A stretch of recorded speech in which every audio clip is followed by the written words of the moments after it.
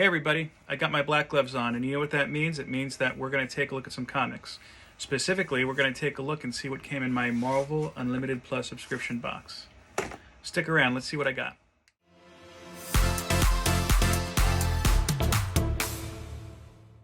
Hello to all my friends out there in YouTube land. It is your good buddy Philtastic Phil here, welcoming you back to the channel. As I said in the introduction, we're going to take a look at the Marvel Unlimited Plus kit and see what came in the mail this year. But before I do that, I'm going to do something I haven't done in a while, and I just kind of keep forgetting to do it, to be honest with you. It is the book of the video. And for this video, I picked, in case you didn't see it in the screen, Batman Secret Files Miracle Molly number 1. Excuse the glare. This is a variant. If I could find a picture of the regular cover, I'll throw it up, if I remember, of course. Not throw it up, you know what I mean. But this is a book I typically would not pick up, to be honest with you. I usually don't go for the one-shot character books. I kind of feel like usually they're a money grab. And to be honest with you, if I had caught this before it went into my pull box, I probably would have stopped my LCS from putting it in. But I'm glad that they included it because I did really enjoy this book. Miracle Molly is a character in Tynion's run on Batman that I'm really, really enjoying. I do have a feeling she may be one of those characters that she makes a great first appearance, but after that it's kind of a more diminished character. I'm not even sure if this is somebody that we are going to see when Tynion's run is up, which is coming very, very shortly. That being said, this particular issue, I got to tell you, I really like what they did with the character. They kind of make it a mixture between the Catwoman and Batman Returns, you know, the Michelle Pfeiffer Catwoman, and if you're familiar with the Michael Douglas film Falling Down, directed by Joel Schumacher, same guy who did Batman Forever, and I promise you that is the first and last time I will ever mention Batman Forever on this show, probably. It's kind of a mix between those two characters. You've got spoilers, of course. You've got a married white woman, works for this company. It looks like she's got the potential to really be a great inventor, and she got into this company because, hey, I like what they're doing.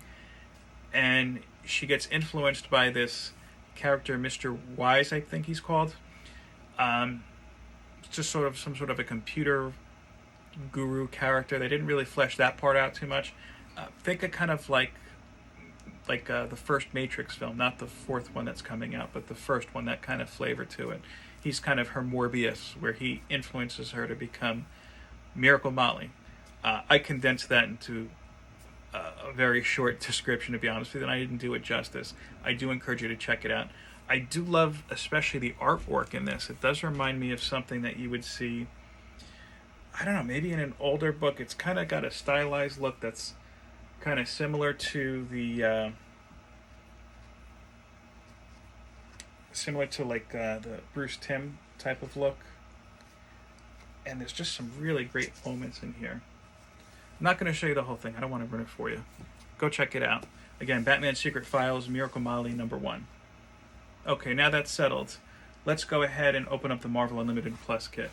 And by the way, I'm not the only person, of course, who does these Marvel Unlimited Plus kits opening. I do want to give a shout out to a great channel, Climbing Comics. Alan over at Climbing Comics does one of my favorite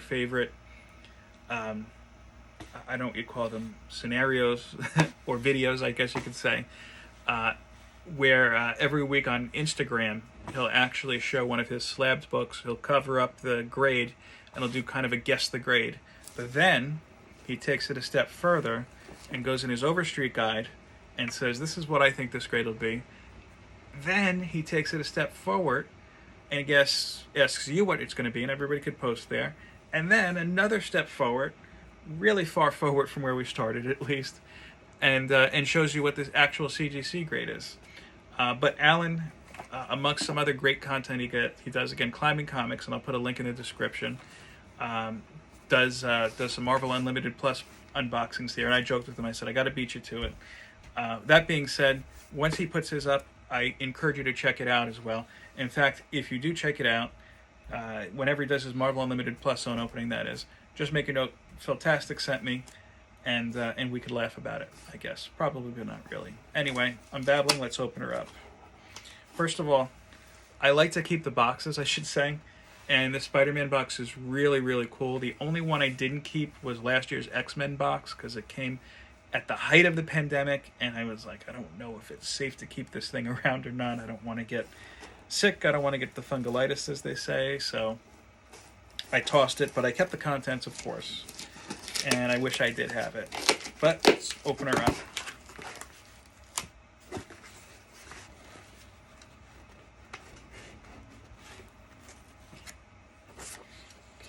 Inside, they always include a letter telling you what's in there, and hey, thank you for giving us more money.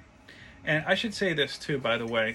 I started subscribing to the Marvel Unlimited Plus kit not as a way of saying, oh, I'm going all digital with my comics. No. This has been a godsend as far as saving me money with books.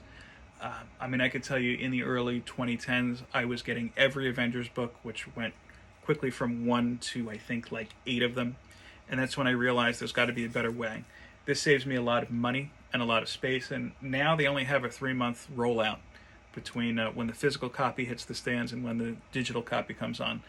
I encourage you, if you're looking for a way to save space or maybe just get into some books that you would not have normally picked up, definitely look into a Marvel Unlimited subscription. I'm not sponsored. I don't get any money for recommending it to you, but I do recommend it to any collector like myself. I could tell you, I didn't read the physical copies of The King in Black. Everybody was saying, oh, you got to check this out. You got to check this out. And I was just like, I don't know. It doesn't look appealing to me. It kind of reminds me of every other big Marvel crossover since I was a kid.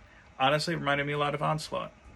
And I waited and I read it digitally, and it was just okay. But my point is that I'm happy I didn't rush out and buy the physical copies. I went and I read it all digitally, really in one shot in one afternoon. Anyway, let me show you what's in this one. So with Marvel Unlimited Plus, they do give you a couple special variant editions, because we don't know how many there are. Usually a pin or a badge, and a action figure. So this is the first comic. I like this one a whole lot. This is an X-Men number 1. The artwork looks like Peach Momoko. And that's Polaris on it, wearing a Polaris t-shirt, which is very, very cool. One of the things that they do with Marvel Unlimited, by the way, is if you email them your name, basically, they ask just for a confirmation. I don't know why. They put your name on the back of these comics as a thank you. So, let's see. These only go up to J, so it might be on the next one. I should also add, by the way, too, I know I was just saying that this is in addition to my print books that I pick up. In some cases, this has actually encouraged me to pick up print books. I could tell you, the Peach Momoko Demon Days series, I tried to read the first one digitally, and I liked it, but it didn't click. When I was at my LCS, I flipped through it. Totally different experience. You experience the artwork in a totally different way. So this isn't saying get digital instead of getting print. It's like, no, you can have these work hand in hand. And I think Marvel also gives you discounts like through their online store, but I'm not spending money through Marvel online store. Okay, so here's the second book, and this is Sinister War Number One. Let me see who this is by. I don't know this. Doesn't look recognizable to me as far as the artist. Cover art. Variant cover artist. If this is right, and I don't know that it is, because there was it looks like there was a lot of cover artists with this one. Federico Vicenti and Alex Sinclair. I don't know. I have to look up and see who that is. Cover's okay. I'm not going to lie to you. It's not my favorite. You know, it kind of looks a little stiff to me, to be honest with you. If that's what you like, then that's what it is. And this is what I was looking for, of course. Yes, here's my name on the back of it. I'll try to zoom in, but it says Philtastic Phil Mayenza there. Okay, so that's not all. Here's the inside of the box. And again, they have a nice printed Spider-Man in there. You open up this little shelf, and okay, good, some X-Men goodies. So we have an X badge. I don't put these on anything, but I do think they look cool. You might have seen in some of the backgrounds of my videos, I'll use them as decoration. Here is a Spider Gwen pin. They tend to go cartoony on the pins. I think this is Scotty Young. I could be wrong. If I am, tell me. I'm sure you will. And for the little action figure, we've got Kitty Pryde, complete with Lockheed. I'm not an action figure guy either, but again, sometimes I'll just throw them in the background here.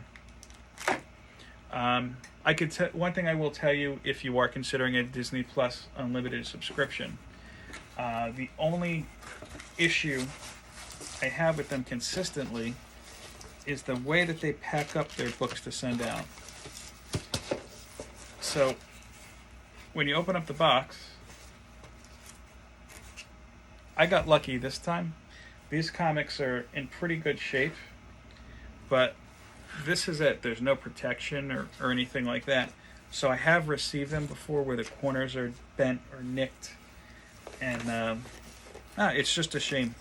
I will say this. I did have an issue where last year let me back up a little bit. They used to have it so that the annual date of whatever you set it up for was the date you got a new box. And the problem that you ran into that is that it wasn't always the date that they were ready to send out their next box. So what does that mean? It means that they actually would send you a duplicate box. If you called them and told them, which sometimes was a feat in itself, they would send you a brand new box. But like I ran into an issue last year where I got 3 of the prior year boxes. And yeah, look, they're good about it. I'm like, do you want me to send this back? Like, no, just give it to somebody. And I gifted them twice to people until they got it right the 3rd time. But that's it. That's the Marvel Unlimited Plus subscription. Again, this is an added perk if you subscribe to Marvel Unlimited Plus, not to be confused just with the regular Marvel Unlimited. I do recommend doing it. I do like the little goodies that come out with, and like I said, call me a sucker, but I like the little box. Well, thank you again for checking out this video. I do appreciate you doing so. If you like what you saw, please give me a nice thumbs up. Go ahead and share this video and comment. Do you have this service? Do you like it? Do you hate it? Do you not care? Do you want to talk about something else? Do you like my Batman and Robin t-shirt? I don't own a whole lot of comic book t-shirts, but the ones I go for, I try to go for the gold, so to speak. Either way, thanks again for checking this channel out. Enjoy the rest of your night. Peace, love, and comics.